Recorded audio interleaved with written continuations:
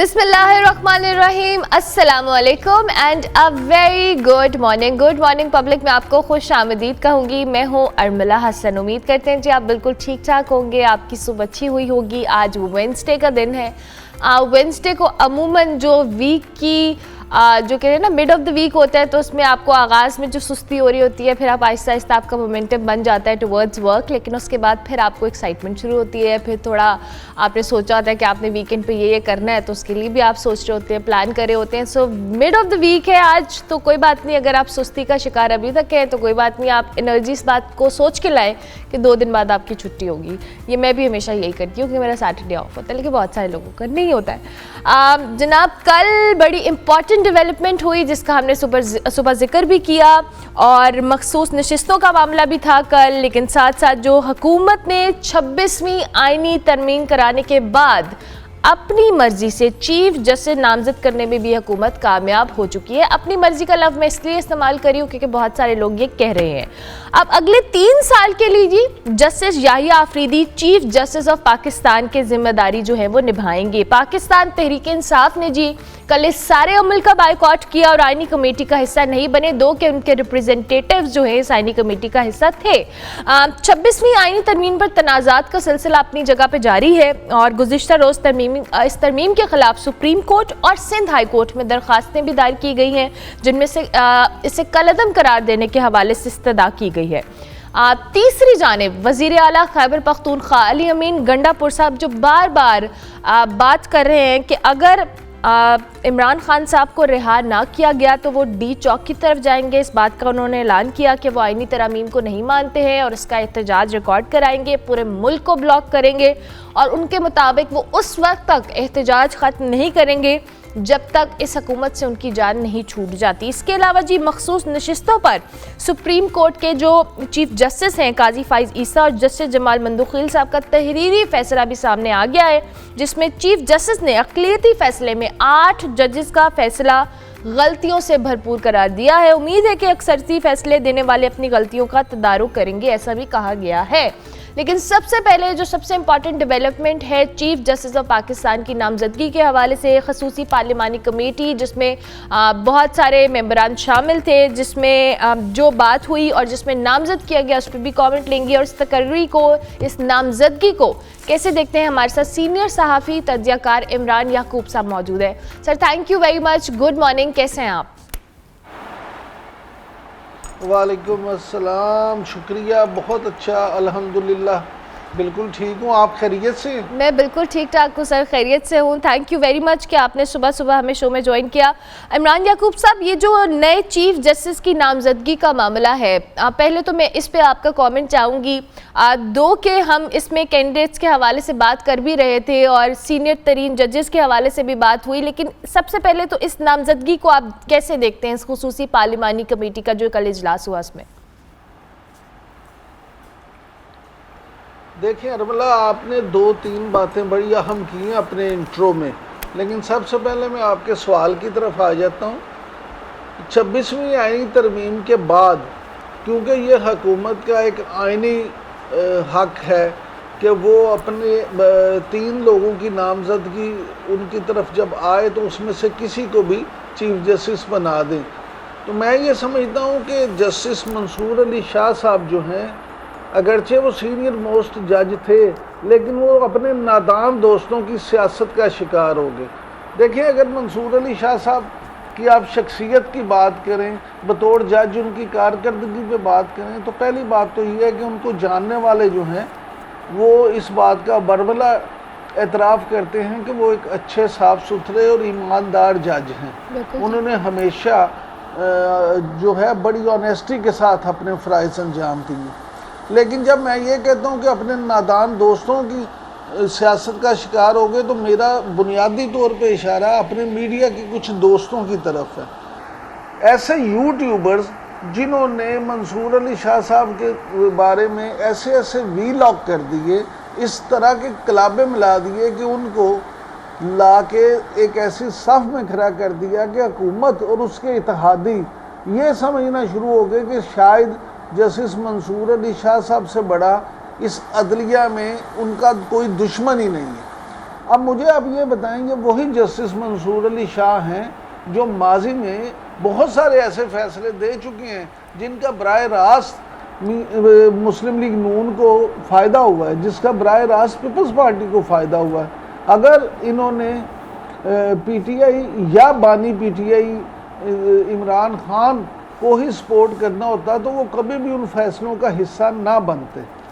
लिहाजा ये कहना कि जस्टिस मंसूर अली शाह साहब को इस तरह के जज हैं कि जी वो पीटीआई को सपोर्ट करते हैं या पीटीआई को फ़ायदा पहुंचाते हैं या बानी पीटीआई की तरफ नरम गोशा रखते हैं, मैं ज़ाती तौर पे इन सारी चीज़ों पे यकीन नहीं रखता।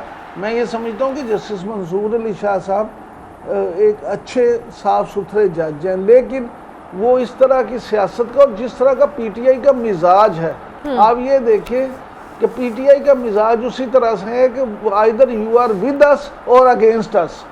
इनमें कोई तदब्बुर या उस तरह की बात इनकी सियासत में हमें नज़र नहीं आती। लिहाजा जब आप एक बंदे को इस तरह से इस्टेब्लिश कर दें कि शायद वो आपका ज़ाती मुखालिफ बन चुका है, तो फिर लोगों का इनसिक्योर होना कोई इतनी अचंभे की बात नहीं है। लिहाजा हुकूमत भी उसी तरह से इनसिक्योर हुई और हुकूमत ने भी ये सोचा कि हम किसी ऐसे काम में ना फंस जाएं कि ऐसा चीफ जस्टिस लगा दें जो बाद में हमें ही लताड़ता रहे। तो लिहाजा उन्होंने जस्टिस याहिया अफरीदी साहब का नाम चुना। जस्टिस याहिया अफरीदी साहब अब चीफ जस्टिस के तौर पे मनसब 2 दिन बाद संभाल लेंगे, तो फिर इंशाल्लाह पता चल जाएगा कि वो किस तरह के चीफ जस्टिस साबित होते हैं। ठीक हो गया। इमरान याकूब साहब, अभी आपने खुद भी कहा कि जो एक परसेप्शन बनाया गया जस्टिस मंसूर अली शाह साहब का, जिसकी वजह से भी ये मामलात हुआ है, दो कि हुकूमत बहुत सारे मामलात में लेकर कल भी हम जब डिस्कशन कर रहे थे, कुछ तज्जियाकारों का यही कहना था कि जी ये बड़ा ऑब्वियस है कि हुकूमत किसको सिलेक्ट करेगी, लेकिन कल ख्वाजा आसिफ साहब ने जैसे मुनीब साहब के हवाले से भी बात की कि वो भी उनके नाम पर भी गौर हुआ। उनके नाम पर गौर हुआ और वो इतने स्ट्रांग कैंडिडेट क्यों नहीं थे, मैं इसका जवाब आपसे लेना चाहूँगी। देखिए, गौर तो लाजमी हुआ होगा, गौर तो तीनों नामों पे हुआ ना जी। मंसूर अली शाह साहब पे गौर हुआ और हुकूमती कमेटी जो है उसने कहा कि नहीं, इनका तो नाम भी ना लें। उसके बाद जस्टिस मुनीब अख्तर साहब के नाम पे गौर हुआ और हमारे वाकफा न्याल का ये कहना है कि जिस वक्त इनका नाम लिया गया तो उस वक्त जो पार्लिमानी कमेटी थी उसमें मुनीब अख्तर साहब के नाम पे मंसूर अली शाह साहब से भी ज़्यादा इख्तलाफ हुआ। उस पे उन्होंने ये मुनीब साहब को उनसे भी बड़ा जो है वो उस तरफ का जज करार दिया। हालांकि ये बहुत बड़ा एक अलमिया है कि आप किसी भी आला तरीन अदलिया के एक सीनियर मोस्ट जज को इस तरह से किसी के साथ जो है ना नथी कर दें। लेकिन हमारे यहाँ सियासत जिस स्टेज पे चली गई है, जिस तरह की सियासत की जा रही है, जिस तरह से लोगों को साइडलाइन किया जाता है, उसमें मुझे कोई अचंभे की बात नज़र नहीं आती। अनफॉर्चुनेटली हमारे यहाँ मैं ज़ाती तौर पे वैसे पीटीआई को भी इसका ज़िम्मेदार समझता हूँ कि पीटीआई ख़ुद अपनी सियासत को और मुल्की सियासत को उस मुकाम पे ले गई है कि जहाँ अदम बर्दाश्त है, बर्दाश्त की बहुत ज़्यादा कमी है।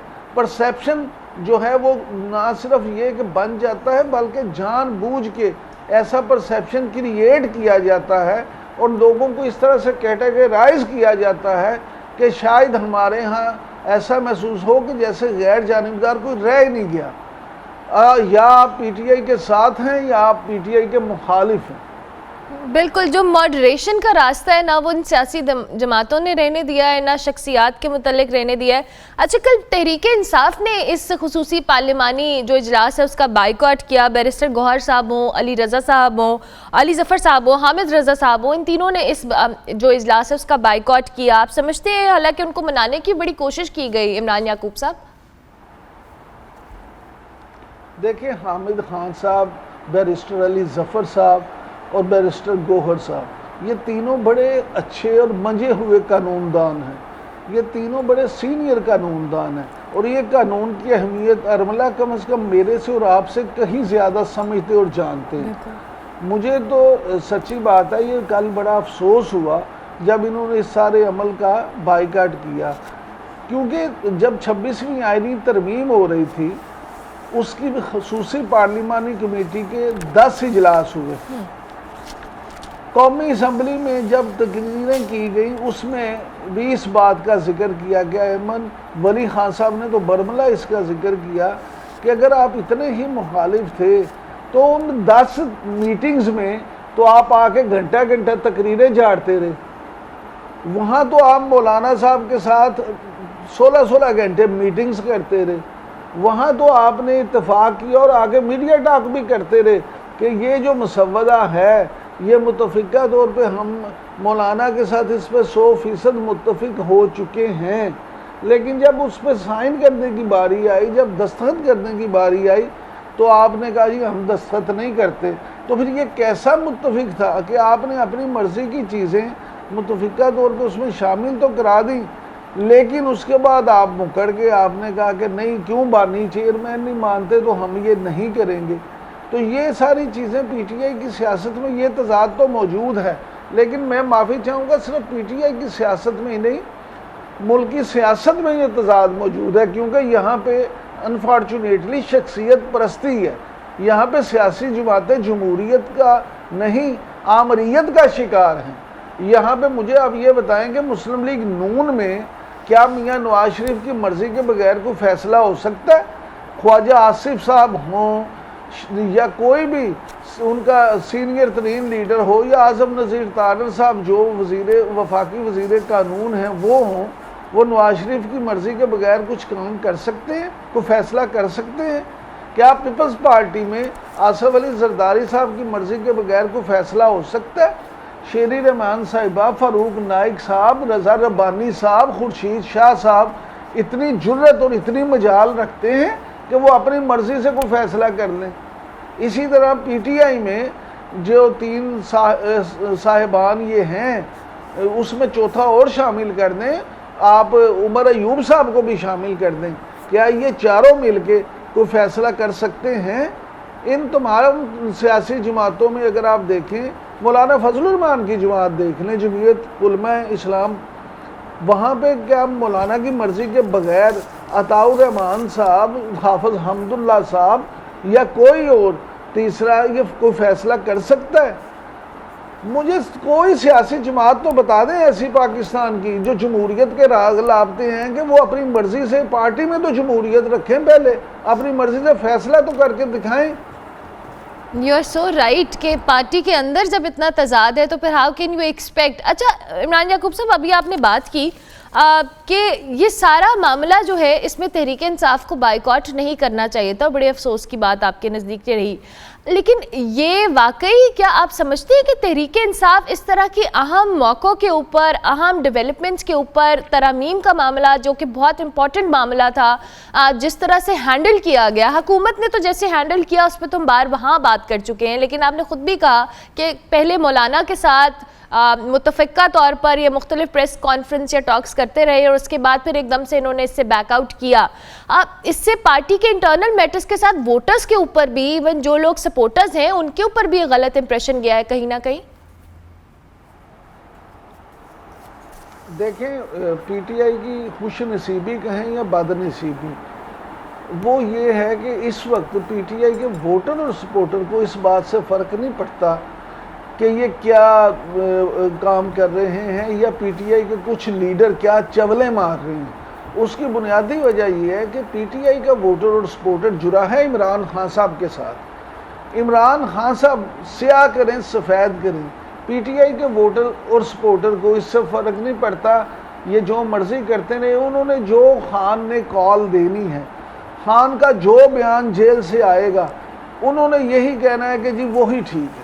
इमरान खान साहब की इस वक्त मकबूलियत का वो मुकाम है, वो मेयार है कि वो जो भी कहें उनका वोटर और सपोर्टर बग़ैर किसी सोच और समझ के उस पर आंखें बंद करके ना सिर्फ यकीन करता है बल्कि उस पर अमल भी करता है। लिहाजा इमरान खान की मकबूलियत मैं समझता हूँ इस हवाले से इस वक्त ऐसी स्टेज पे है कि उन्हें ऐसी चीज़ों से फ़र्क नहीं पड़ता। लेकिन वक्त गुजरने के साथ साथ अल्टीमेटली इन चीज़ों का नुकसान एक सियासी पार्टी को होता है, क्योंकि सदा बादशाही सिर्फ अल्लाह के घर है। कोई भी लीडर जो है वो इस तरह से नहीं होता कि सारी ज़िंदगी वो एक सा मकबूल रहे, या आप कब्रिस्तानों में चले जाएं, वो अहम तरीन लोगों से बड़े बड़े हैं। दुनिया का कौन सा ऐसा रहनुमा या लीडर है जिसके बगैर दुनिया जो है उसका काम रुक गया हो। लिहाजा अगर आपने सियासी जमातों में जमहूरियत रखनी है तो फिर इन रहनुमाओं को भी ये सोचना होगा कि उन्होंने अपने वोटर और सपोर्टर के लिए हकीकत में क्या करना है। आप अभी अपने इंट्रो में जिक्र कर रही थी, और मेरा ख्याल है कि शायद आप अगला सवाल भी वो करें, लेकिन वो उससे जुड़ा है, इसलिए मैं यहीं उस पर थोड़ी सी बात कर लेता हूँ। फिर अगर आप कुछ सवाल करेंगी तो मैं जवाब भी दे दूँगा। आपने अभी जिक्र किया अली अमीन गंडापुर साहब का, कि उन्होंने एक दफ़ा फिर गंडासा पकड़ लिया है और उन्होंने एक दफ़ा फिर ये नारा मार दिया है कि हम इमरान खान की राय तक चैन से नहीं बैठेंगे, डी चौक में जाएंगे। जिस वक्त ये सारा अमल हो रहा था आईनी तरमीम, जिसको वो गैर कानूनी और गैर आईनी करार देते हैं, उस वक्त अली अमीन गंडापुर साहब कहाँ सोए हुए थे? उस वक्त आपने इनका को बयान सुना, को मीडिया टॉक सुनी, को इंटरव्यू देखा जिसमें अली अमीन गंडापुर साहब ने आके सामने कुछ कहा हो कि हम नहीं मानते, हम ये गैर आईनी काम नहीं होने देंगे, या हम इस पे एहतजाज करेंगे, या ये जो कमेटी बनी है हमारे लिए काबिल कबूल नहीं है, या हमारे जो ये 4 लोग जा रहे हैं हम उनसे सख्त नाराज़ हैं, इनका खान के साथ कोई ताल्लुक़ नहीं है, खान ने इन्हें अथॉरिटी नहीं दी। ऐसी कोई बात अगर हुई हो तो मेरे इल्म में ले आए, शायद मैंने ना देखी हो।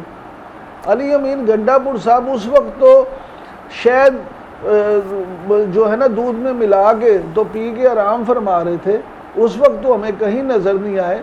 अब वो ये इस तरह की फिर बात करते हैं, उसके बाद फिर आएंगे लोगों के बेटों को, भाइयों को यहाँ आके तो डंडे पड़वाएंगे और ख़ुद फिर वहाँ से केपी हाउस चले जाएंगे, नहाएं धोएंगे, सुकून से कॉफ़ी पियेंगे, चाय पियेंगे, और बाद में कहेंगे मैं तो 12 घंटे की मुसाफत करके बड़ी मुश्किल से 6 अजला में से होके वापस पहुंचा हूँ। तो किराए के पैसे भी नहीं थे याकूब साहब उनके पास, उन्होंने गाड़ियाँ रोक के ये भी उन्होंने बीच में ऐड किया था उनकी, वो जो उन्होंने बाद में बताई थी। अब मेरा सवाल यही था, लेकिन आपने इस पर कमेंट किया, लेकिन इसमें एक और सवाल मैं ऐड कर देती हूँ ताकि अली अमीन गंडापुर साहब के हवाले से भी इस कन्वर्सेशन को हम करें। इमरान याकूब साहब, आपने भी खुद भी बात की कि उस वक्त कहाँ थे जब आईनी तरमीम का मामला हो रहा था, लेकिन अली अमीन गंडापुर साहब का हर थोड़े अरसे के बाद कि हम डी चौक की तरफ जाएंगे, हम एहतजाज करेंगे, और फिर ये सारा वाक़या जिसको आपने भी कोट भी किया और हमने भी सुना अपनी टीवी स्क्रीन पर जिस तरह से वो तकरीर करके बता रहे थे, अली अमीन गंडापुर साहब एक ऐसी डेजिग्नेशन पे या ऐसे ओहदे पे फाइज हैं जो कि एक बड़ा रिस्पॉन्सिबल ओहदा है,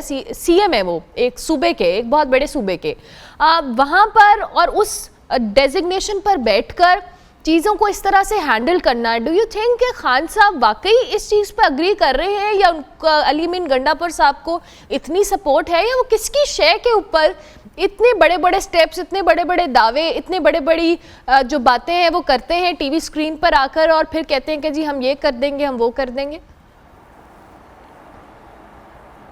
देखें, वो किसी की शय पे ये बात नहीं करते। इमरान खान साहब की इस वक्त तक तो, आज जिस वक्त हम ये प्रोग्राम कर रहे हैं उस वक्त तक तो अली अमीन गंडापुर को 100% हमायत हासिल है। उसकी बुनियादी वजह यह है कि अगर आप अली अमीन गंडापुर की सियासत को देखें तो अली अमीन गंडापुर बुनियादी तौर पे इस वक्त पीटीआई के लिए एक बेहतर किरदार अदा कर रहे हैं। अब आप पूछेंगे वो किस तरह? कैसे? अगरचे मैं बड़ा नाकिद हूँ और मैंने अभी मैंने उन पर तनकीद भी की, लेकिन अली अमीन गंडापुर साहब पीटीआई के लिए इसलिए बेहतर सियासत कर रहे हैं कि वो पीटीआई को इस वक्त किस चीज़ की ज़रूरत है? पीटीआई को इस वक्त ज़रूरत है इस्टेब्लिशमेंट के साथ मामलात को बेहतर करने की। पीटीआई को ज़रूरत है इस्टेब्लिशमेंट के साथ राब्ते बहाल करने की। पीटीआई को इस वक्त ज़रूरत है खान के लिए एक ऐसा रास्ता निकालने की कि जिसमें वो इस्टेब्लिशमेंट को कुछ कायल कर सके। अब मुझे ये बताएं कि सिवाय अली अमीन गंडापुर के ये सब कुछ कौन कर रहा है? कोई नहीं कर रहा, बाकी सब तो अपनी सियासत कर रहे हैं। अली अमीन गंडापुर साहब ही वाहिद वो शख्सियत या वो किरदार हैं कि वो एक तो ये जैसे आपने ख़ुद फरमाया कि वो इस्टेब्लिशमेंट के साथ राब्ते में, वो जैसे आपने ख़ुद फरमाया कि वो इस वक्त वज़ीर आला के मनसब पे फाइज हैं, वो सिस्टम का हिस्सा हैं। उस सिस्टम का हिस्सा होने की वजह से भी इस्टेब्लिशमेंट के साथ उनके राब्ते हैं। और ख़ास तौर पे KP जैसे सूबे का वज़ीर आला, वहाँ पे आपको पता है दहशत गर्दी के मामलात हैं, साथ अफ़गानिस्तान का बॉर्डर है, फाटा के जो साबका फाटा के इशू चल रहे हैं, अब जो जनूबी KP है वो, और ये सारे PTM के इश्यूज़, तालिबान के इश्यूज़, ये सारे ऐसे मामलात हैं कि रोज़ाना की बुनियाद पर chief executive of the province को इस्टेब्लिशमेंट के साथ कहीं ना कहीं राब्ते में रहना पड़ता है। लिहाजा मैं ये समझता हूँ ज़ाती तौर पे एक सियासी तालिब इल्म के तौर पे कि अली अमीन गंडापुर इस हवाले से PTI के लिए बहुत मुस्बत किरदार अदा कर रहे हैं। लेकिन दूसरा जो उस किरदार का हिस्सा है जिसमें वो बढ़ के लगाते हैं, गंडासा उठाते हैं, वो उनकी सियासी मजबूरी है, क्योंकि PTI सिर्फ उस कल्चर को ही पसंद करती है। PTI का कारकुन, PTI का वोटर और सपोर्टर किसी ऐसी शख्सियत को पसंद नहीं करता जो फहमो फरासत की बात करे, जो सुलहजोई की बात करे, जो बैठ के आराम से मुज़ाकरात की बात करे।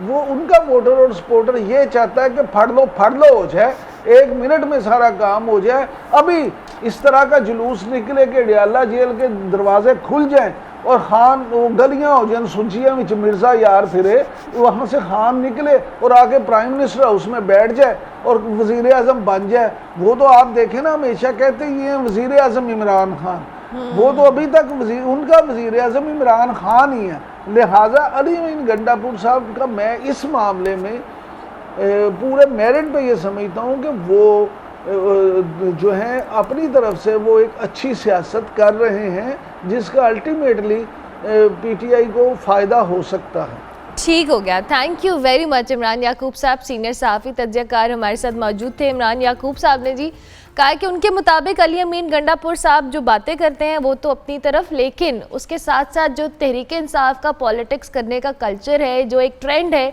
उसके मुताबिक he is doing the right politics. इस पर हम कमेंट ले रहे थे जी। ब्रेक लेंगे, ब्रेक के बाद वापस आएंगे। आप देखते रहिए गुड मॉर्निंग पब्लिक।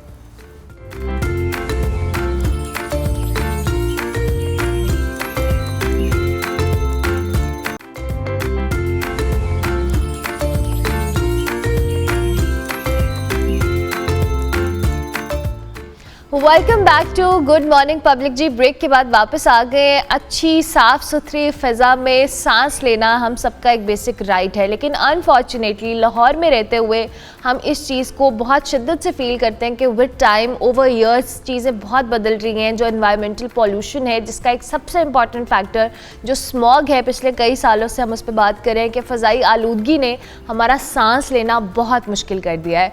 वैसे तो पूरी दुनिया के अंदर एनवायरमेंटल पॉल्यूशन को लेकर बहुत ज़्यादा बात भी होती है। लंदन में एक ड्राइव का आगाज़ किया गया था, अब वो ड्राइव लाहौर के अंदर भी हो रही है। ब्रीथ लाहौर के हवाले से जी ये बिनाले फेस्टिवल है जो लाहौर के अंदर जारी है, जिसमें इस बात की इम्पोर्टेंस को उजागर करने की कोशिश की गई है कि साफ फिज़ा में सांस लेना एक बेसिक ह्यूमन राइट है। ब्रीथ लाहौर के हवाले से, और जहाँ पे हमने पॉल्यूटेड एयर का जिक्र कर रहे हैं, हम लाहौर की बात करेंगे स्पेसिफिकली, क्योंकि लाहौर जो है फ़ज़ाई आलूदगी के अतबार से आलूदा तरीन शहर है, पहले नंबर पे है, एंड दैट्स वेरी अलार्मिंग। हमने इसके कॉजेज़ पे, इसकी प्रिवेंशन पे और ये जो ड्राइव है इसके हवाले से बात करेंगे।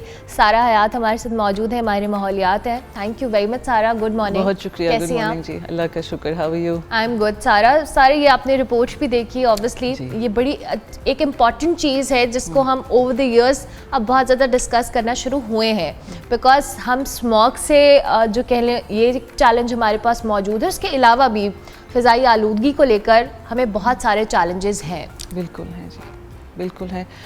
आई थिंक आपकी रिपोर्ट एक्चुअली काफ़ी कॉम्प्रिहेंसिव सी थी, उसने चीज़ें कुछ कवर की, और जिस तरह आपने शुरू में भी कहा, अब ये मौजू जो है काफ़ी सालों से हमारे लिए एक बड़ा संजीदा सा मौजू है। लेकिन इसकी जो वजूहात हैं वो सेम ही रही हैं, जिसमें आपकी व्हीकुलर इमिशंस, गाड़ियाँ, बसें, ट्रक, मोटरसाइकिल, रिक्शा, इनसे निकलने वाला धुआं सबसे पहली वजह है। फिर सन्नती फैक्ट्रियों से निकलने वाला धुआं, आपकी बिजली की पैदावार, क्रॉप बर्निंग या फसलों को जलाना, उससे जो धुआं निकलता है, भट्टे, और एक चीज़ जो लोग अक्सर जिसको बाईपास कर जाते हैं वो है कंस्ट्रक्शन। जब आप इमारतें बना रहे हैं, सड़कें बना रहे हैं, स्पेशली जब आप उनको सर्दियों में बना रहे हैं, जब आपको पता है ऑलरेडी एक प्रॉब्लम है, तो उससे भी काफ़ी हवाई आलूदगी में इजाफा होता है। ठीक है, ठीक है। अच्छा सारा, अब बात वही है कि आपने कहा कि कॉजेज़ इसके वही हैं, लेकिन हमें पता है कि इसके कॉजेज़ क्या है, but unfortunately we are not taking measures उस लेवल के ऊपर कि हम इस चीज़ को विद टाइम कंट्रोल करें। हमें कॉजेज़ का अदराक है, हमें प्रॉब्लम्स पता है, चैलेंजेस पता हैं, लेकिन हमारे पास लॉन्ग टर्म प्लानिंग या उसकी प्रिवेंशन के लिए मेजर्स क्यों नहीं है? आई थिंक शुरू में तो लोगों ने इसको सीरियसली नहीं लिया, एंड ये एक इशू था जो आहिस्ता आहिस्ता ही बढ़ा है। ऐसा नहीं था कि एक दिन बस हम उठें और लाहौर, बल्कि सिर्फ लाहौर पे फोकस रहा जाता है, लेकिन पाकिस्तान के मुख्तलिफ शहरों में भी हवाई आलूदगी का काफ़ी प्रॉब्लम है। इस पे पेशावर में स्पेशली, कराची में कम क्योंकि वो समुंदर के करीब है और हवा गुजरती रहती है। लेकिन हम लाहौर पे ज़्यादा फोकस करते हैं। जिस तरह आपने कहा, वो रूटीनली दुनिया के सबसे आलूदा शहरों में आ जाता है, मोस्ट पोल्यूटेड सिटीज़ में आता है। पहले गवर्नमेंट ने, पहले हुकूमत ने, लोगों ने सीरियसली नहीं लिया। उसके बाद जब ये बात बहुत सीरियस संजीदा हो गई, इंटरनेशनली इस पे प्रेशर बनना शुरू हुआ, तब फिर हमें कुछ टाइम चाहिए था टू फिगर आउट कि भाई वजूहात क्या हैं, इसका मेजर क्या लिए जाएं, इसकी सलूशन क्या है, हल क्या है। पर अब हमारे पास एक अच्छा आइडिया है कि वजूहात ये हैं और अब इनको हैंडल करने का तरीका क्या है। अगर आप चाहती हैं तो मैं उनको थोड़ा सा सो बेसिकली थोड़ा सा क्रेडिट मैं हुकूमत को देना चाहूँगी। इस वक्त पंजाब हुकूमत ने इसको सीरियसली लिया है और बड़े अच्छे उन्होंने स्टेप्स प्रपोज किए हैं, जिसमें एक उन्होंने अब एक एंटी स्क्वाड स्मॉग भी बनाया है, जिसमें वो जाएंगे, देखेंगे कहीं से एक्स्ट्रा धुआं निकल रहा है, ख़ास तौर पे फसलें जब जला रहे हैं फार्मर्स, तो उन पे। लेकिन हर चीज़ की एक तरतीब होनी चाहिए तरीके से। ऑब्वियसली आपने अब एक किसी किसान के ऊपर जाके एकदम से हमला तो नहीं कर देना, बस उसको समझाना है। So the first step is आगाही। बिल्कुल, पहले अवेयरनेस रेज करें आप इसके ऊपर, और ये भी हुकूमत करना चाहती है। इनफैक्ट स्कूलों में भी अब इन्वायरमेंट और एयर पोल्यूशन को एक सब्जेक्ट के तौर पे वो पढ़ाएंगे, जो कि बड़ी ज़रूरी चीज़ है, कुछ अगले सालों में तो बच्चों ने ही इसको हैंडल करना है। और फिर उसके अलावा एंटी स्मॉग स्क्वाड का मैंने जिक्र किया। सीड जो मशीनें हैं जिससे वो जो अब मंगवाएंगे, क्रॉप सीडर्स जिन्हें कहते हैं, उससे फिर क्रॉप्स जलाने की ज़रूरत नहीं पड़ती। अब अगली फसल उनसे काश्त कर लेते हैं। हार्वेस्टर की तरह आप उसे सोचें, बड़ी सी मशीन होती है, चाइना से हम मंगवाते हैं, और वो फसलों को इस तरह प्रिपेयर करती है कि आपको पिछली फसल जलाने की ज़रूरत नहीं पड़ती, लेकिन आप अगली काश्त कर लेते हो। ठीक है। ये फिर ब्रिक किल्स या भट्टों को उन्होंने एक जिगजैग टेक्नोलॉजी की बात चली हुई है, कुछ कन्वर्ट भी किए हैं, उससे कुछ मामूली सा फ़र्क पड़ता है, बट ज़्यादा नहीं। बट चलें, कोई तो समथिंग और दी अदर। और अब जो है एक 1337 करके एक नंबर है, हेल्पलाइन भी है, कि आप उस पर फ़ोन करें अगर कहीं आपको लग रहा है एक्स्ट्रा धुआं है या कोई कूड़ा जला रहा है या किसी ने फसलें जलाई हैं, रिपोर्ट करें। बेसिकली आगाही क्रिएट करने के तरीके। और अब हुकूमत में एक दफ़ा पिछले साल और एक दफ़ा अब ये बात चल रही है आर्टिफिशियल रेन जनरेशन की, जो कि अभी तक आई थिंक हमारे लिए ज़रा नहीं है, प्रीमच्योर है, लेकिन अगर उसकी इतनी ज़रूरत पड़ेगी तो वो मे बी मतलब इमरजेंसी सिचुएशन में आप सोचें कि उसके ऊपर आपको रिलाई करना चाहिए। लास्ट ईयर एक दफ़ा इन्होंने किया है 16 दिसंबर को लाहौर में। It was not very effective, मतलब हाँ, आप ये नहीं कह सकते कि उससे बदल गया या स्मॉग ख़त्म हो गई या वो। उसका एक वजह ये थी कि जब वो बारिश, एक तो जब आप आर्टिफिशियल रेन की बात करते हैं या आप मसनूई बारिश की बात करते हैं, तो वो ये नहीं है कि पूरे लाहौर पे होएगी, स्पेसिफिक एरिया, वो कुछ इलाकों में होएगी। एग्जैक्टली। और उन इलाकों को आइडेंटिफाई करना और उनको डिसाइड करना किस में करें किस में नहीं करना, वो एक इट्स अ साइंस, उसके पीछे एक पूरी साइंस होती है। ठीक फिर है। और जब पिछली दफ़ा भी यही हुआ कि कई इलाकों में गिरी, कईयों में बिल्कुल बूंदाबांदी हो गई, कईयों में भी जो जहाँ भी आई वो भी ज़्यादा नहीं थी। कुछ आपको काफ़ी ज़्यादा बारिश की ज़रूरत है कि Requirement है। आप जो है वो स्मॉग की लेयर को बिठा लें, आलूदा जो हवा है उसको बिठा लें। सारा, मैं सॉरी आपको इंटरप्ट करी, मेरे पास टाइम कम है, बट मैं चाहूँगी in the end individual level पे what we can do. Individual level पे ये कि आप अपनी गाड़ी का जो है इस्तेमाल वो कम करें। वेहिकुलर या गाड़ियों से निकलने वाला धुआं काफ़ी प्रॉब्लमेटिक है। मोटरसाइकिल का इस्तेमाल कम करें। उसका तरीका ये कि आपकी शहर में बसें या पब्लिक ट्रांसपोर्टेशन अच्छी होए और सब वो लें। फिर आप फैक्ट्रीज़ जिनकी हैं उसके अंदर फ़िल्टर लगाएं, वो बहुत ज़रूरी है, फैक्ट्रियों से निकलने वाला धुआं। और yes of course crop burning जो है या फसलों को जलाना, उस पर कंट्रोल रखें। और इंडिविजुअल लेवल पे यही है कि आप आगाही क्रिएट करें, अपने से रहें, ज़्यादा बिजली का इस्तेमाल ना करें। बिजली पैदा होती है तो ऑब्वियसली पोल्यूशन भी बनती है। सो इंडिविजुअल लेवल पे आप स्मॉग के लिए इतना ही लेकिन आप मास्क अगर पहन सकते हैं बाहर जाते हुए, मास्क पहने। बच्चों को और बूढ़े लोगों को ख़ास तौर पर, या उन लोगों को जिनको लंग इन्फेक्शंस हैं ऑलरेडी हैं, उनके लिए ये ज़रूरी है। और खिड़कियाँ बंद रखें जहाँ तक रख सकते हैं, और अगर आप अफोर्ड कर सकते हैं तो एयर प्योरीफायर्स का भी इस्तेमाल करें। It's very important. आप अपने तौर पर छोटे छोटे स्टेप्स कर सकते हैं, मेजर्स ले सकते हैं, बिकॉज ऑब्वियसली लार्जर स्केल के ऊपर it's the government who is supposed to do everything, but आप अपने तौर पे कोशिश कर सकते हैं। Thank you very much Sara for coming. Sara Hayat, माहिर माहौलियात, हमारे साथ मौजूद थी जी। स्मॉग के हवाले से, ओवरऑल इन्वायरमेंटल पोल्यूशन के हवाले से हमारे से बात करी थी। हम ब्रेक लेंगे, ब्रेक के बाद वापस आएंगे। आप देखते रहिए गुड मॉर्निंग पब्लिक।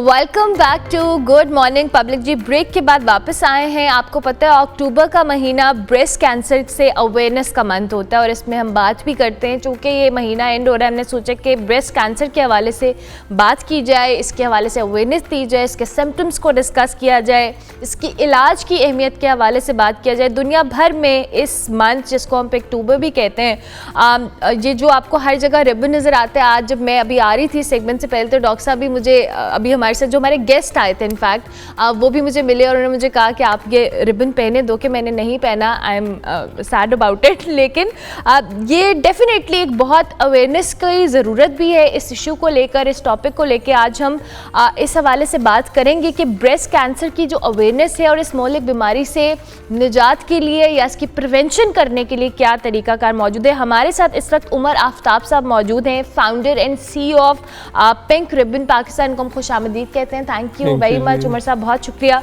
सबसे पहले तो मैं आपकी ऑब्वियसली ये पिंक जो रिबन है, इसके हवाले से जब हम बात करते हैं, इसने अवेयरनेस में बड़ा इंपॉर्टेंट रोल प्ले किया है। ब्रेस्ट कैंसर को लेके पाकिस्तान के अंदर इस वक्त जो सूरत हाल है, क्या समझते हैं आप, कितनी अवेयरनेस लोगों में है, ख़वातीन में स्पेसिफिकली?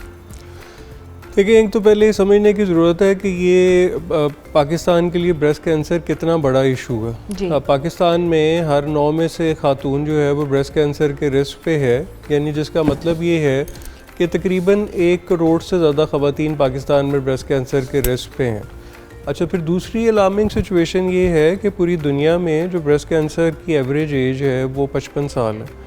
पाकिस्तान में ब्रेस्ट कैंसर होने की जो एवरेज एज है वो 35 साल है, यानी कि तकरीबन 20 साल यंगर एज ग्रुप में ब्रेस्ट कैंसर पाकिस्तान में हो रहा है। और अगर एक और मैं आपको बताऊं स्टेटिस्टिक कि अगर यानी कोई जैसे कि एक दिन में अगर 100 कैंसर के पेशेंट डायग्नोज होते हैं, तो उन 100 में जो 50 जो है वो सिर्फ ब्रेस्ट कैंसर है, यानी कि इतनी अलार्मिंग सिचुएशन है।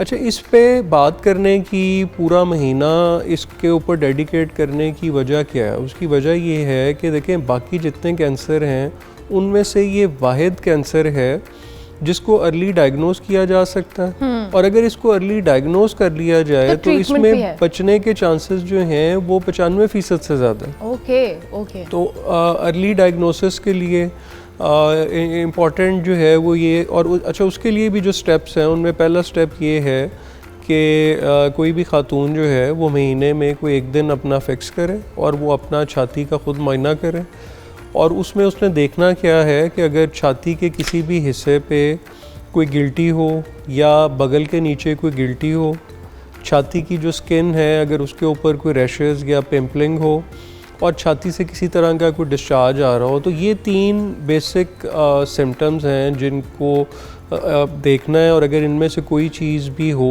तो उसको आपको सीरियसली लेना है। अच्छा, जनरली ये है कि ये जो ब्रेस्ट कैंसर का जो लंप है ये पेनलेस होता है, इसमें पेन नहीं होती, तो इसीलिए ज़्यादातर ख़वातीन जो हैं वो उसको सीरियसली नहीं लेती हैं और उनको लगता है कि शायद वैसे ही कोई चीज़ है, कोई ग्रोथ है या कोई चोट लग गई थी, लेकिन ये कि आहिस्ता आहिस्ता ग्रो करता रहता है, ये बड़ा साइज़ में जो है ये बड़ा होता रहता है।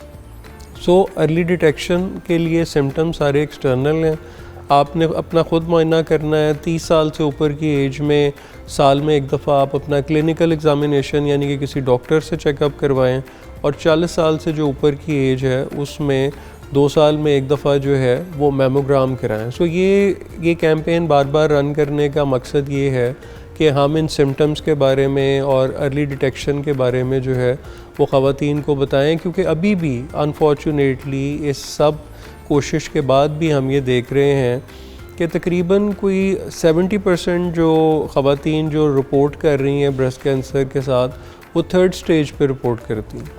और 3rd स्टेज जो है उसका मतलब ये है कि वो जो कैंसर है वो अनफॉर्चुनेटली बॉडी के किसी और एक या 2 पार्ट्स में भी चला गया होता है। वो अक्सर हम देखते हैं कि वो लिवर में चला जाता है या लंग्स में चला जाता है या बोन्स में चला जाता है।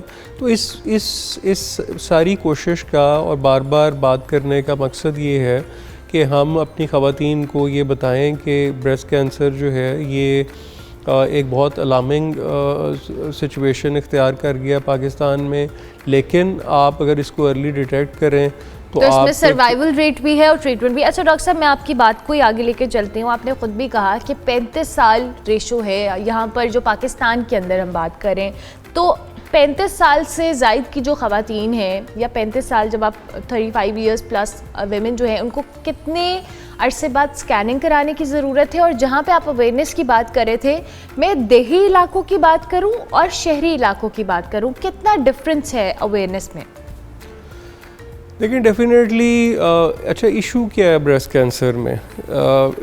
इस टॉपिक का इशू जो है वो ये है कि हमारे यहाँ एक तो हम एक पैट्रियार्कल सोसाइटी हैं, औरत के हवाले से कोई भी इशू जिस पे बात की जाए वो थोड़ा सा सेंसिटिव हो जाती है। और ख़ास तौर पे अगर औरत से रिलेटेड कोई ऐसे टॉपिक पे बात हो जिसमें वुमेन सेक्सुअलिटी इन्वॉल्व हो तो वो और ज़्यादा जो है वो टैबू बन जाता है। तो यही वजह है कि अभी देखें शहरों में भी, मतलब मैं जैसे इस साल में हम जितने अवेयरनेस सेशंस हम करते रहे, मैं वहाँ जाके लोगों से पूछता रहा कि कितने % लोग हैं जिन्होंने मेमोग्राम कराए हैं। And I was so surprise कि कराची और लाहौर जैसे शहर जो पढ़े लिखे हम जनरली लोग हैं तो उसमें भी 100 में से आप समझें कि शायद 2 या 3 लोग जो हैं वो अभी भी कॉन्शियस हुए हैं इस बात के ऊपर। अच्छा, एक तो ये टैबू वायरल है क्योंकि अभी भी इस पे लोग छुपाते हैं। हम देखते हैं कि इसमें डिनाइल के ना 3 लेवल हैं।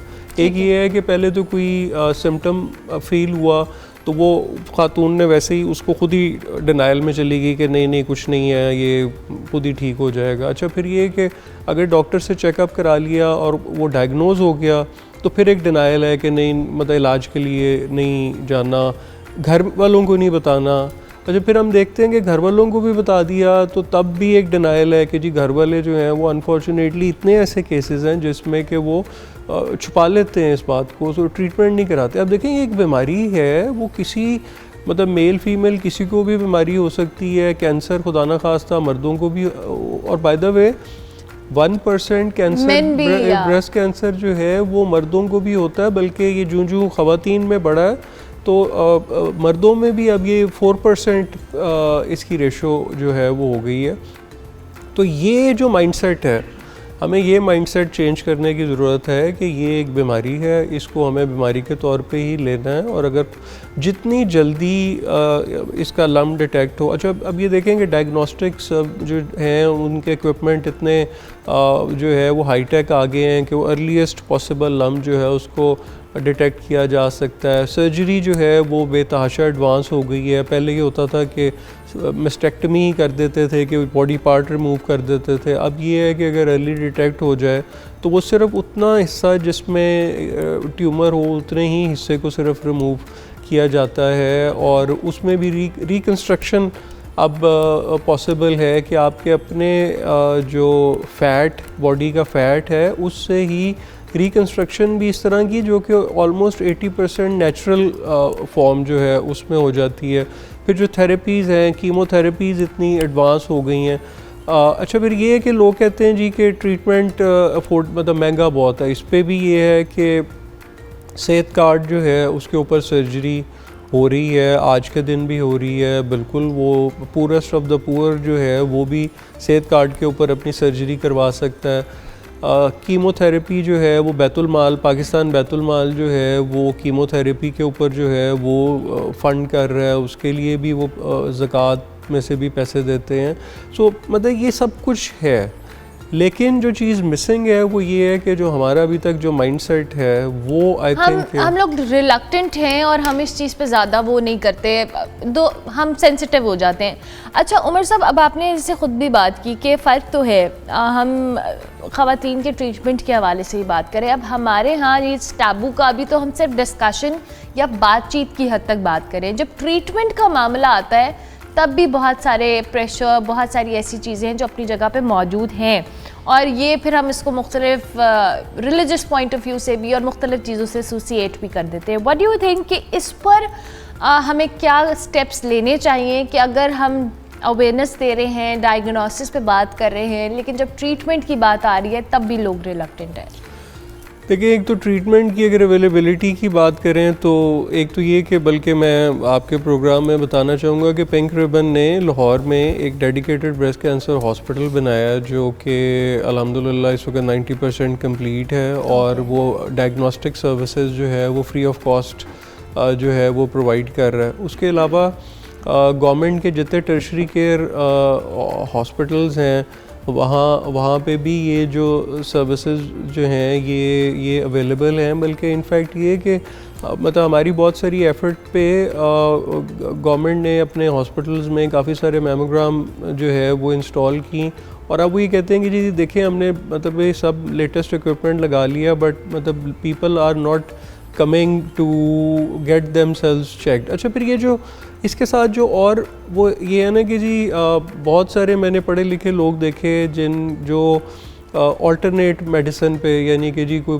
पता लगता है जी होम्योपैथिक के इलाज पे चले गए हैं या हकीम के इलाज पे चले गए हैं। अच्छा, फिर ये कि इस तरह की मिथ्स एंड मिसकंसेप्शन के जी मैमोग्राम कराएंगे तो कैंसर फैल जाएगा। मतलब मैमोग्राम एक एक्सरे है, मतलब हम जैसे डेंटल एक्सरे कराते हैं उतनी ही रेडिएशन जो है वो मैमोग्राम में भी है। सो वो फिर ये है कि जी बायोप्सी नहीं करानी है, अगर निडल लगाएंगे तो उससे कैंसर फैल जाएगा। सो मतलब ये कि मतलब बेतहाशा चीज़ें ऐसी जो हैं वो जो इम्पोर्टेंट। अच्छा, फिर एक और इम्पोर्टेंट जो इसमें सबसे आई थिंक बात है वो ये कि इस वक्त मेडिकल साइंस अब ये बता रही है कि 40% जो ब्रेस्ट कैंसर का जो रिस्क है उसको कम किया जा सकता है लाइफस्टाइल चेंज के साथ। That's very यानी कि जिसमें सबसे इम्पोर्टेंट है हमारी ईटिंग हैबिट्स, जो हम हमारा लाइफस्टाइल मतलब लाइफस्टाइल जो है उसमें जो हम खुराक इस्तेमाल कर रहे हैं, जो हम प्रोसेस्ड फूड का इस्तेमाल है, तो खुराक हम अपनी जितनी हेल्दी रखेंगे, फ़िज़िकल एक्टिविटी जो है, फ़िज़िकल एक्टिविटी का मतलब ये है कि कम से कम आधा घंटा हफ्ते में 5 दिन की एक्सरसाइज जो है, और फिर मेंटल हेल्थ। सो इससे हम क्योंकि हम ये देखते हैं कि बहुत सारी जो यंग फीमेल्स में ब्रेस्ट कैंसर डायग्नोज हो रहा है उनकी कोई फैमिली हिस्ट्री नहीं है, तो ज़्यादातर मानना यही है कि ये जो खुराक का जो इस्तेमाल है उससे भी बहरहाल अनफॉर्चुनेटली जो है वो ब्रेस्ट कैंसर। तो अगर हम हेल्दी ईटिंग करें, आप ये देखें कि दुनिया में इस वक्त रिसर्च ये हो रही है कि कैंसर का ट्रीटमेंट जो है वो फास्टिंग के साथ कर रहे हैं, कि जो जापानीज़ एक पूरा मॉडल है जिसमें कि इंटिमेंट फास्टिंग जो है उसके ऊपर वो मैं यहाँ पे इनफैक्ट कुछ लोगों को मिला हूँ कि जिन्होंने एक्चुअली अपना जो कैंसर है उसको उससे ट्रीट किया, फास्टिंग से जो है उसको रिकवर किया। सो ये कि खुराक का इतना इम्पोर्टेंट रोल है कि कैंसर हुए में वो उसको रिवर्स कर सकता है, तो फिर होने से बचना जो है तो वो कितना हेल्पफुल हो सकता है, बहुत ही इम्पोर्टेंट। और हमें अपना लाइफस्टाइल मॉडिफाई करना ये बड़ी इंपॉर्टेंट बात है। लेकिन अच्छा, अब उमर साहब, जाहिर है पॉलिसीज़ और आप अपने तौर पर as a founder and CEO of Pink Ribbon काम कर रहे हैं, मुख्तलिफ इदारे हैं, हॉस्पिटल्स हैं, अपने तौर पे काम कर रहे हैं, लेकिन स्टेट लेवल के ऊपर भी ज़ाहिर है हमें अवेयरनेस फैलानी है, बात करनी है, पॉलिसीज़ मौजूद हैं। आप क्या समझते हैं कि हमें कितना मज़ीद इसको जो कह लें एस्केलेट करने की ज़रूरत है कि बेहतर हो? देखिए, हमने एक तो एज पिंक रिबन हमने बिल्कुल हर वक्त की कोशिश की कि हम एक होलिस्टिक वे में इसके ऊपर काम करें। हम गवर्नमेंट के साथ इन्वॉल्व हैं, फूड डिपार्टमेंट के साथ, जैसे कि पंजाब गवर्नमेंट ने एक पेफ्टा एक इदारा बनाया है जो कि फूड, एग्रीकल्चर और ड्रग्स जो है उसको रेगुलेट कर रहा है और रिसर्च कर रहा है कि उसमें कौन सी ऐसी चीज़ें हैं जो नुकसानदेह हैं इस्तेमाल करने के लिए। सो हम उनके साथ इन्वॉल्व हैं।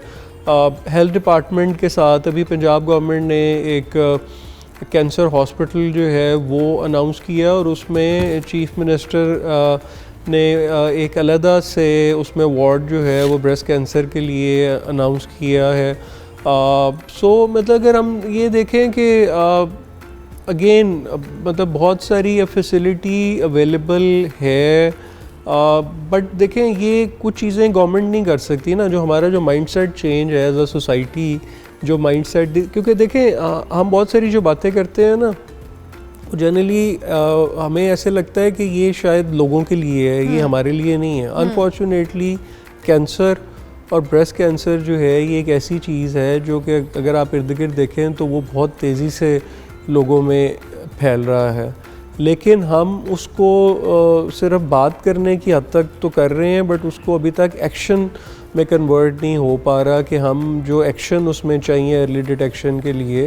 लेकिन और भी कुछ ऐसे मुल्क हैं जहाँ पे ब्रेस्ट कैंसर जो है वो पाकिस्तान जितना ज़्यादा है, लेकिन वहाँ पे मोर्टेलिटी रेट जो है वो हमारी तरह नहीं है। हमारे यहाँ अनफॉर्चुनेटली मोर्टेलिटी रेट जो है, जो इससे शरह अमवात हैं, वो बहुत ज़्यादा है और वो अभी तक हम उसको अनफॉर्चुनेटली कम नहीं कर पा रहे, क्योंकि स्टिल अभी भी एक अच्छा चेंज हमने ये देखी है कि जो यंगर एज ग्रुप जो है वो अब रिलेटिवली थोड़ा सा अर्ली सिम्टम्स के साथ जो है वो प्रेजेंट कर रहा है। ये एक पॉजिटिव साइड है। लेकिन जो असल ऐसी ख़वातीन जो कि रिस्क पे हैं, ज़्यादा रिस्क पे हैं, उनमें अभी बहरहाल रिलक्टेंस है। और हम बहुत दफ़ा ये देखते हैं, हम मतलब शुरू में मुझे ये लगता था कि जब हम अपनी कैंपेन को, अब आपने जैसे रूरल और अर्बन की बात की ना, अब इसमें भी एक अजीब सी मिथ है कि हमारी जो शुरू की बहुत सारी इंटरवेंशंस थी तो हमने शहरों में शुरू की और हमें लगा कि एजुकेटेड लोग जो हैं वो ज़्यादा बेहतर तरीके से ओपन माइंडेड होकर सुनेंगे, एक्सेप्ट करेंगे। अच्छा, लेकिन वो you know to my surprise कि मैंने देखा है कि जो पढ़े लिखे लोग हैं वो ज़्यादा सोशल प्रेशर्स में रहते हैं और वो ज़्यादा डिनाइल में है एज कम्पेयर टू। उन्हें ये लगता है वो पढ़े लिखे हैं तो उनको सब पता है।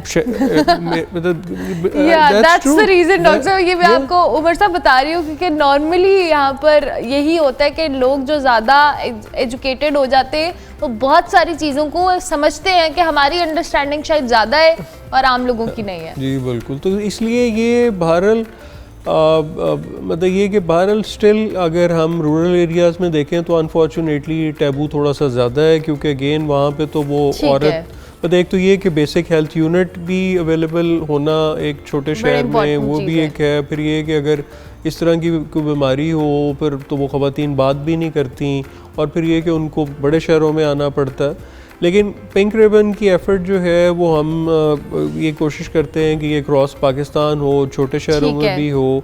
जो लेडी हेल्थ वर्कर प्रोग्राम है हमने उसमें पिंक ब्रेस्ट कैंसर अवेयरनेस को इंक्लूड कराया ताकि जो ग्रास रूट लेवल पे ख़वातीन तक ये मैसेज पहुंच सके। ठीक हो गया, thank you very much Umar Aftab साहब हमारे साथ मौजूद हैं जी, CEO and founder of Pink Ribbon. इनसे हम ब्रेस्ट कैंसर अवेयरनेस के हवाले से बात कर रहे थे। ये काबिल इलाज चीज़ है, आप इसके अर्ली सिम्टम्स के साथ अगर आपको कोई भी सिम्टम्स फील होते हैं स्क्रीनिंग कराएं ताकि आपको पता हो। और ये ट्रीटेबल है, इसमें सर्वाइवल रेट एज उमर साहब सेट कि 95% है अगर आप इसको टाइमली डायग्नोज हो जाता है। तो इस हवाले से हमने बात की, हम ब्रेक लेंगे, ब्रेक के बाद वापस आएंगे। आप देखते रहिए गुड मॉर्निंग पब्लिक।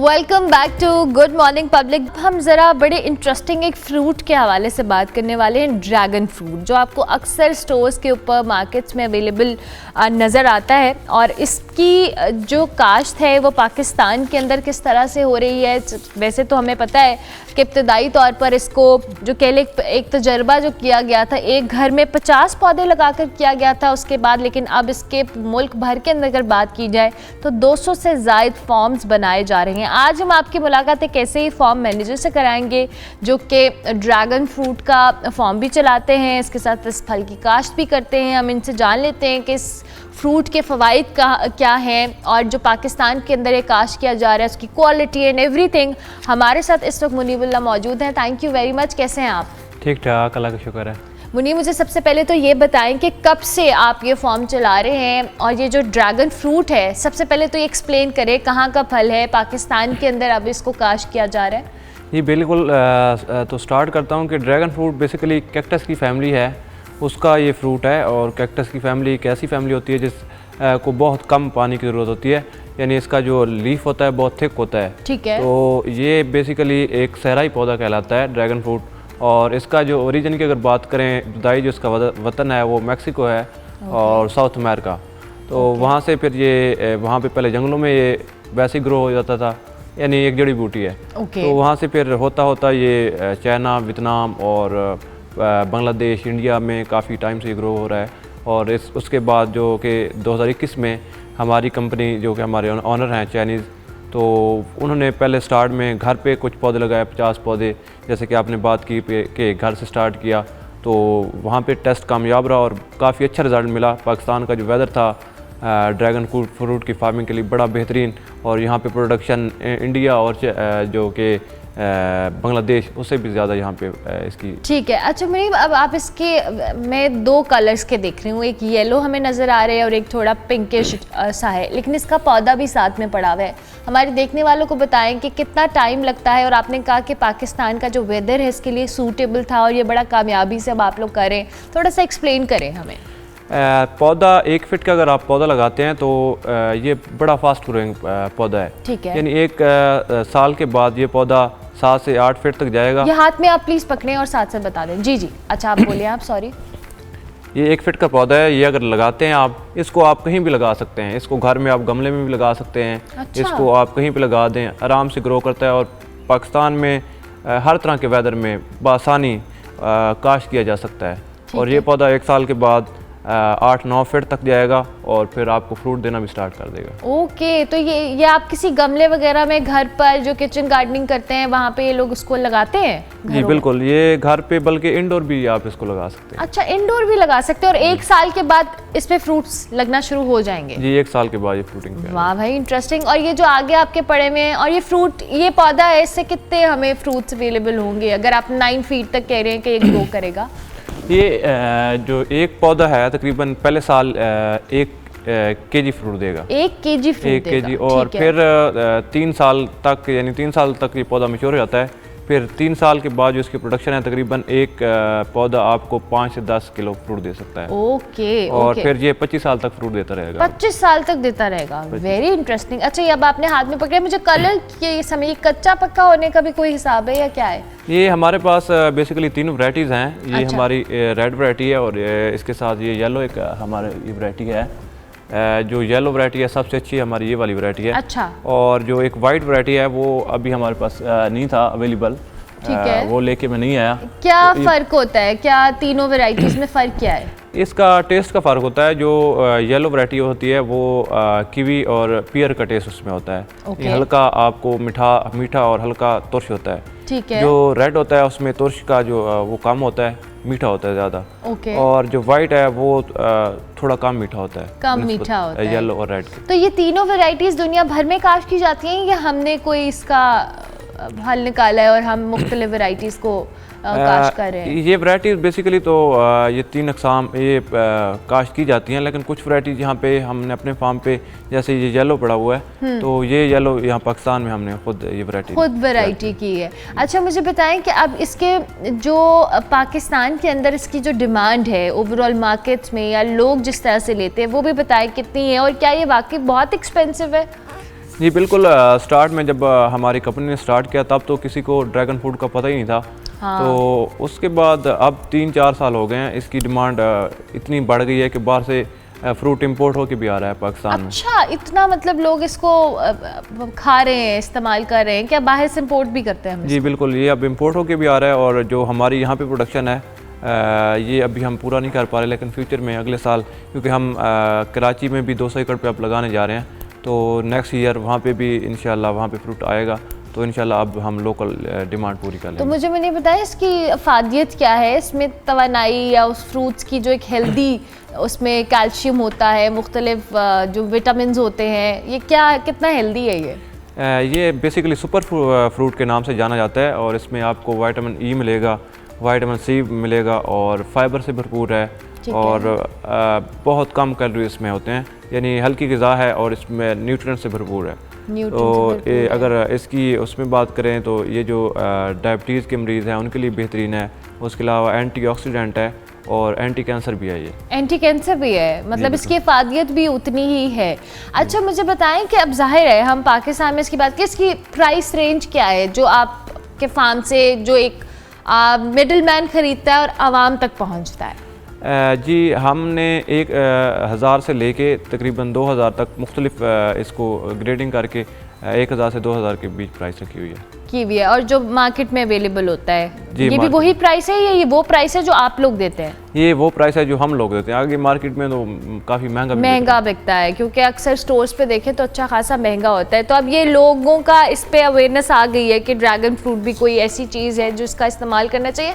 नॉर्मली लोग किस तरह से इस्तेमाल करते हैं, डायरेक्टली फ्रूट कंज्यूम करते हैं या मुख्तलिफ चीज़ों में भी इस्तेमाल होता है? जी वैसे ये राय यूज़ होता है, डायरेक्ट कंज्यूम किया जाता है, लेकिन इसके आगे बाई प्रोडक्ट्स बन सकते हैं काफ़ी। इसके आप जूसेस बना सकते हैं, इसका जैम भी आप बना सकते हैं, इसका जो ऊपर छिलका है उसका पाउडर भी बनता है।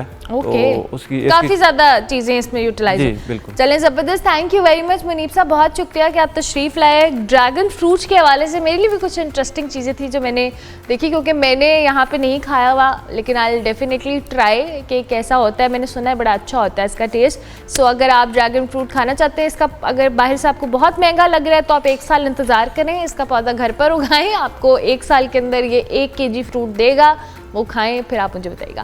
प्रोग्राम का वक्त खत्म हुआ, इंशाल्लाह मेरी आपसे मुलाकात होगी कल। फीडबैक सोशल मीडिया हैंडल्स पे लाजमी दीजिएगा। कल तक के लिए मेरी तरफ से अल्लाह हाफ़िज़।